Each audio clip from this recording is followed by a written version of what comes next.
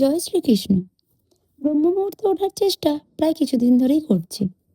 আজ সকালে 4:05 ঘুম থেকে উঠে প্রথমে করদর্শন, ভূমি প্রণাম করে ব্রাশ করে নিলাম। তারপর ফেস ওয়াশ ইউজ করে গরম জল খেলাম।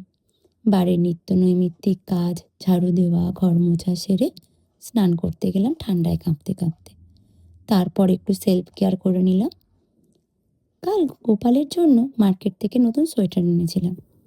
গপুকে স্নান করিয়ে নিউ সোয়েটার পরিয়ে দিলাম। তারপর তিলক সেবা করে 10 মিনিট ধ্যান করলাম। তুলসী পুজো সেরে কৃষ্ণ নাম সংকীর্তন করলাম। তারপর ভোগ নিবেদন করে আরতি করলাম।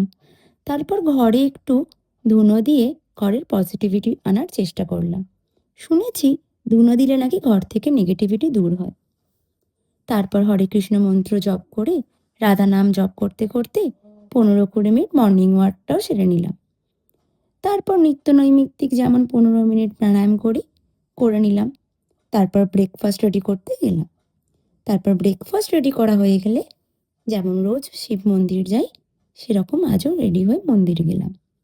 পুজো দিয়ে এসে ডেলিকার রুটিনের মতো টিউশন ক্লাস নিলাম।